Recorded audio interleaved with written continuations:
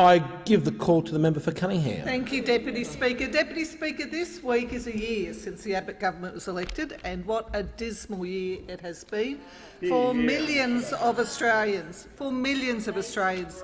Let's just have a look. Let's just have a look at where exactly so many Australians are at the moment. Before the election, I want to draw the House's attention to a particular commitment that was made by the now Prime Minister in a press release released on the 4th of September. The now Prime Minister said last year, "Within 5 years, I am confident that our economy can create at least 1 million new jobs and 2 million new jobs within a decade."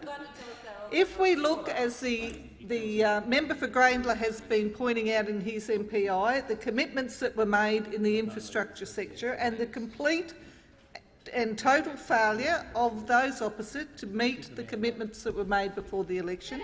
Twice today they have failed to be able to indicate one project that was actually commenced and under them in government and is now under construction.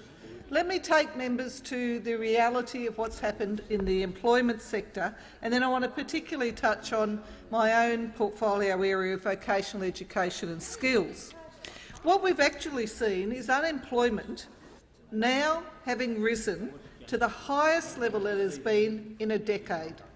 In 10 years, we've not seen unemployment at 6.4%. Now we do. How on earth the Treasurer could have made any sort of claim in question time today that delivers on a promise to create 1 million jobs? There are people in communities across this country who are facing increased levels of unemployment, and in particular, I would point out, young people, as the Brotherhood of St Lawrence has recently documented, looking at increased youth unemployment.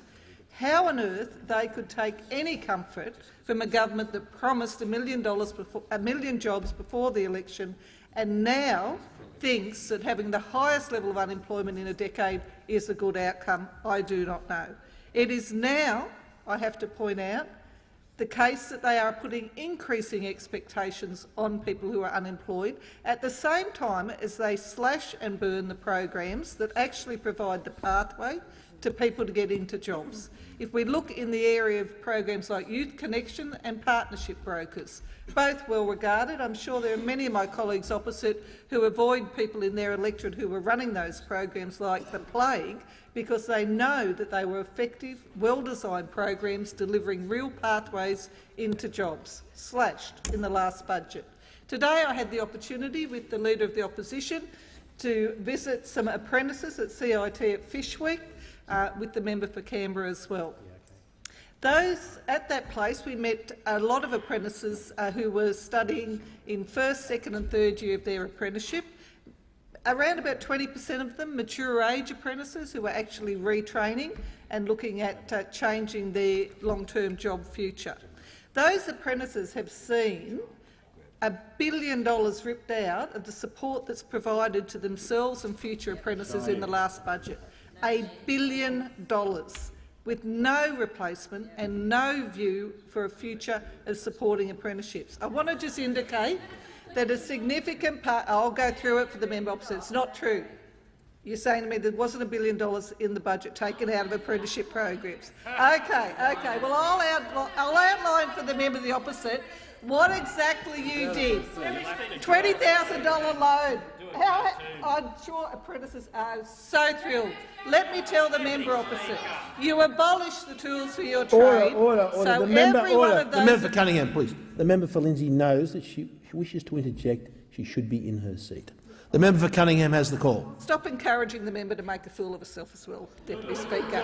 Let me tell you, not only did you abolish the Tools for Your Trade program, let me name the 4 other programs that you abolished in the budget for which there is no replacement.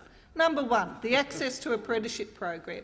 I was out in Western Sydney as a minister visiting the Motor Traders Association, who run the Apprentice Access program, and they were busy telling me how important and significant it had been for Western Sydney to have that pathway for disadvantaged young people.